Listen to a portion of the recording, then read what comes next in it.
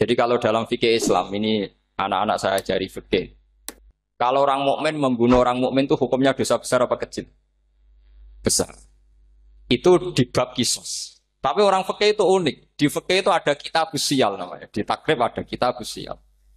Dan di situ ada penjelasan mangkutila dunamali fahuwa syahid. Orang yang dibunuh karena membela hartanya atau keluarganya, itu dia mati syahid. Kalau dia posisi membunuh, maka malingnya atau penjahatnya muhaddarun damu. Nggak punya hak nuntut kisos karena dia anggap nggak ada artinya darah. Nah sekarang begini, suatu saat ada garong ke rumah Anda, ingin membunuh Anda karena ingin mengambil harta Anda. Anda ingin ingat status mukminnya atau status garongnya. Terus kamu mau dibunuh diam aja. Saya tidak mau membunuh orang mukmin atau membunuh orang muslim. Nah, kesulitan yang dialami Sayyidina Ali seperti itu. Orang-orang Khawarij cara berpikir Ali ku geblek. Wong mukmin kok pengen mateni wong mukmin. Muawiyah ya geblek pisan. Wong mukmin kok pengen mateni orang. Padahal suasana sudah kacau. Ketika seorang penjahat mau membunuh yang punya rumah dan yang punya rumah ingin membunuh penjahat, itu namanya mukmin bentrok sama orang mukmin. Apa orang benar sahibul hak ingin mempertahankan haknya? Tidak sampai saya tanya. Itu sahibul hak, yaitu yang punya rumah ingin mempertahankan haknya. Meskipun dalam duel ini kadang terjadi pembunuhan. Nah di sini ini ya, ulama ahli sunnah menyebut masalah istihadiyah. Kelompoknya Sayyidina Ali mempertahankan nyawanya meskipun dengan cara membunuh pasukan Muawiyah. Pasukan Muawiyah juga mempertahankan nyawanya meskipun harus membunuh pasukan Ali. Zaman itu susahnya istihad seperti itu. Tapi orang Khawarij cara berpikir enggak, ini biang keladi masalah itu Ali sama Muawiyah. Mereka malah rapat, ya sudah dua-duanya bunuh saja. Ya masyhur tuh, akhirnya Sayyidina Ali dibunuh oleh orang Khawarij. Makanya ini penting ya, pentingnya ngaji seperti ini. Jadi kamu harus dilatih berpikir nubuwah. Ya, dilatih berpikir apa? Nubuwah disebut al-ulama warasatul. Meskipun dengan cara yang ekstrim, tapi pikirannya saja, jangan perilakunya. Saya punya contoh sekian kasus, sekian tragedi. Misalnya begini. Saya itu dulu punya teman, dia soleh, bisa baca Fathul Mu'in. Dia itu janggal. Bilang sama saya, Gus, tidak biasanya Rasulullah itu agak-agak nyindir orang fakir. Ini kok ada hadis kadal fakru ayakuna kufur. Bahwa kefakiran itu mendekati apa? Kekufuran. Dia itu aneh sekali. Biasanya tidak biasanya Rasulullah kritik seperti itu. Walhasil, ini singkat cerita, anak ini ngalami satu trauma. Dia itu miskin. Gara-gara miskin gitu jadi buruhnya orang non-muslim. Dan sering disuruh nganter majikannya itu ke tempat-tempat lokalisasi. Dia mulai mikir, ini gara-gara fakir saya harus nganter orang ke lokalisasi. Mulai ingat dia, Sodaqah Rasulullah, ini gara-gara fakir saya jadi pengantar orang ke lokalisasi. Suatu saat majikannya itu benar-benar bangkrut. Malah tidak disuruh nganter. Pokoknya carikan yang cantik bawa sini. Pusing.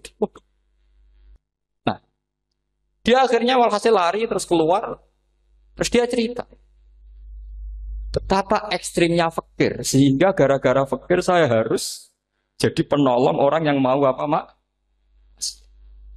Anda boleh berpikir ekstrim, tapi ekstrim dalam melawan kemungkaran itu tadi saya nggak boleh jadi fakir, tapi takutnya fakir yang nanti jadi alat kemak.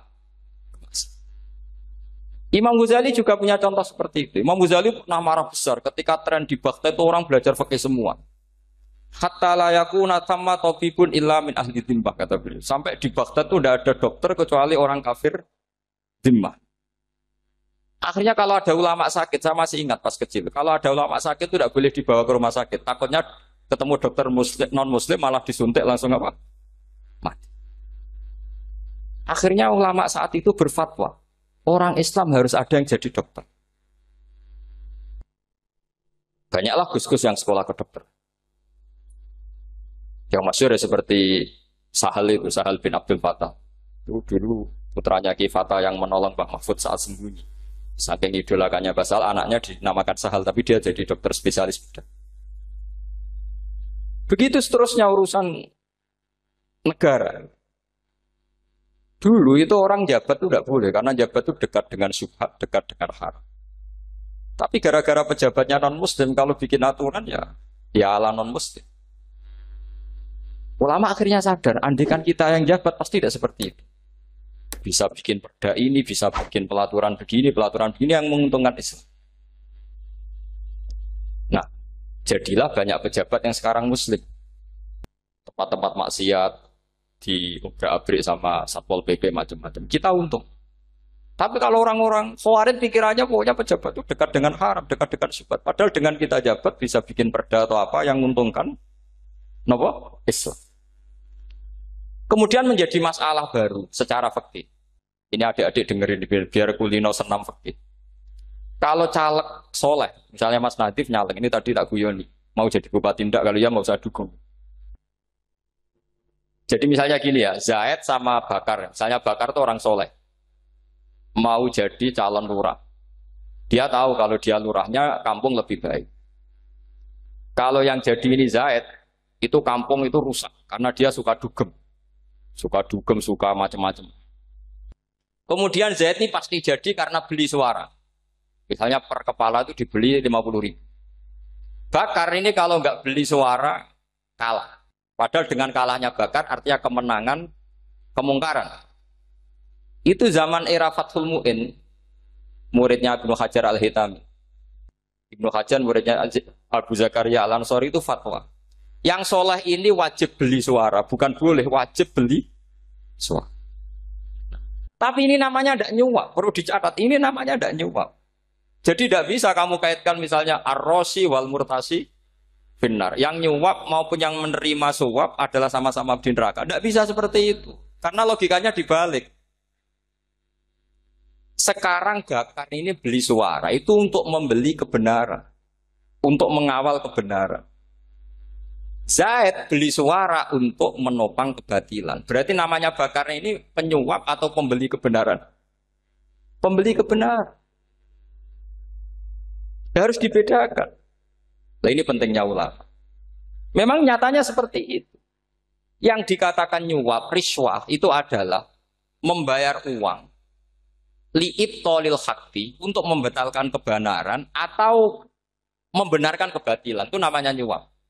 Tapi kalau mengeluarkan uang untuk menghakkan barang hak dan membatalkan barang batil, itu namanya uang berjuang.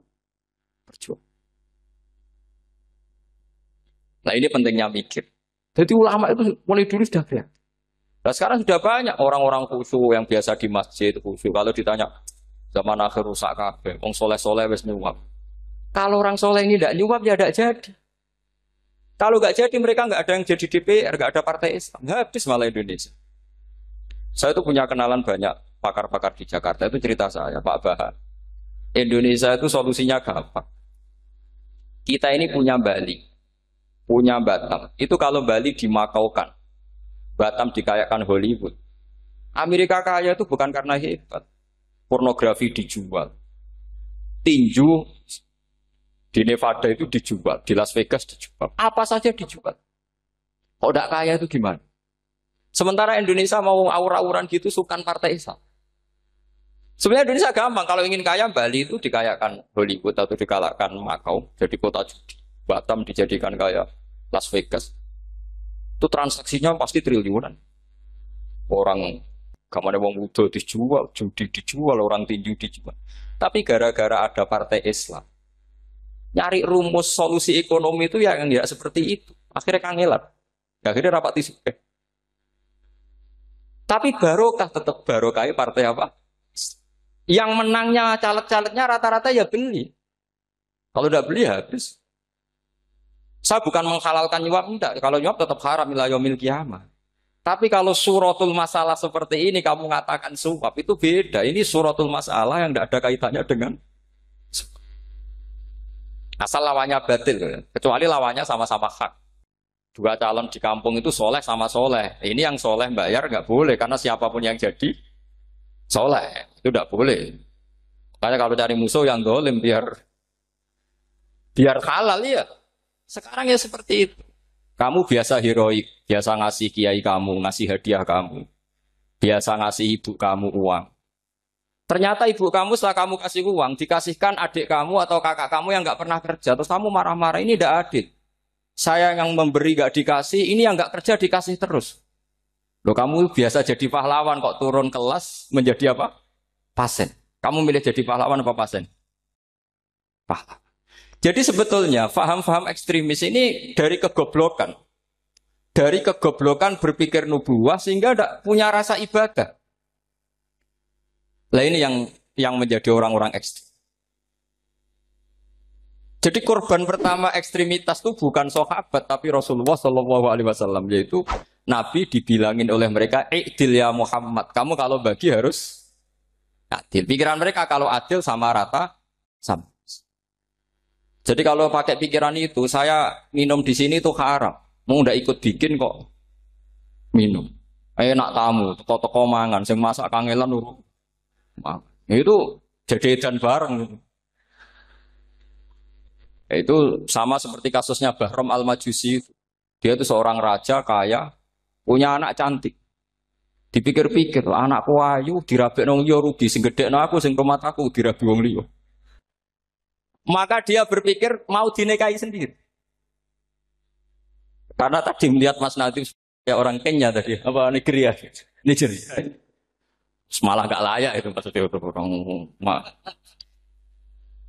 Ini Mas Nadif ini termasuk harus mendukung gerakan tidak ekstrim. Nyawanya masih itu karena barokahnya beliau agak-agak gitu. Tapi nggak sampai liberal ya, agak-agak pokoknya itu. Karena ketika ada gerakan ekstrim di Mesir, itu termasuk dia DPO. Ternyata setelah ada intelijen, beliau pas buka itu nggak makan dulu tapi rokok dulu. Wah ini mesti orang sekuler, nggak ekstrim. Akhirnya nyawanya sampai sekarang itu barokahnya rokok pas iftar itu pas. Nah, tanya ini masih hidup, iya mas? Ya pernah sepuh sama saya. Jadi pikiran-pikirannya Bahram itu seperti itu. Walhasil akhirnya Bahram itu menikahi anaknya sendiri. Masyhur itu dalam cerita. Jadi ceritanya itu ada seorang wali tidur di Masjid Haram sama Rasulullah. Ditemuin gitu. Terus kata Rasulullah, salam saya untuk Bahram Al-Majusi. Ternyata dicari-cari nggak ada Bahram lain kecuali Bahram yang berdua, bahkan anaknya sendiri mau dinikahi. Ya cara berpikir karena seperti itu. Kalau kita berbuat banyak harus dapat. Itu bahaya. Bahaya sekali karena kalau dalam teori beragama itu al-yadul ulya khairum minal yadis sufla. Kalau biasa ngasih ya ngasih saja, itu heroik. Itu bagus. Jangan biasa ngasih sekarang bermental apa? Makanya saya itu kalau ngajar di pondok yang dulu pernah saya belajar di situ atau yang pernah sepuh itu. Dikasih itu bingung. Karena saya ya masih waras itu. Jadi kalau dikasih itu bingung. Tapi banyak juga guru-guru yang dulu ngaji lama setelah ngajar di pondok alma maternya nuntut. Itu saya tidak tahu itu. Itu sudah ada agak-agak kayak itu tadi. Walhasil si Bahram tadi itu, ini cerita harus saya teruskan karena nggak boleh diputus. Dapat salam dari Rasulullah. Ternyata di balik nakalnya dia itu pas mau bulan pertama, malam pertama itu ada seorang janda sepuh ke situ. Ganggu dia tentu ya. Ketika dikejar pulang lagi sampai 3 kali. Dia tanya, kenapa bu kamu begitu? Katanya, saya ini anak-anak saya kelaparan. Kalau saya pulang, anak-anak saya nangis minta makan. Saya ingin minta Anda. Tapi setelah saya ingat Anda ini majusi, saya mukmin, saya mukminah, saya pulang. Ya sudah bu, kamu di rumah saja. Nanti saya kirimi makan. Dikirimi sendiri, padahal dia seorang raja, orang kaya. Barokahnya itu dia dikasih tobat sama Allah. Dan paginya ketemu tamu yang mengirimkan salam dari Rasulullah SAW. Akhirnya Bahram ini menjadi muslim. Tapi intinya berpikir seperti tadi itu salah, bahwa kalau saya jasa banyak harus mendapat apa? Ini cara berpikir orang-orang Khawarij. Iya, saya pernah ditanya seorang dosen. Gus, saya ini kalau baca sejarah perang Badar atau perang Uhud, yang saya tidak nerima itu satu. Kenapa setiap ghanimah, harta orang kafir dan istrinya orang kafir kok disita orang Islam, dan yang perempuan jadi amat, kemudian juga digauli orang Islam. yang hartanya orang kafir juga jadi asetnya orang Islam kok kayak garong.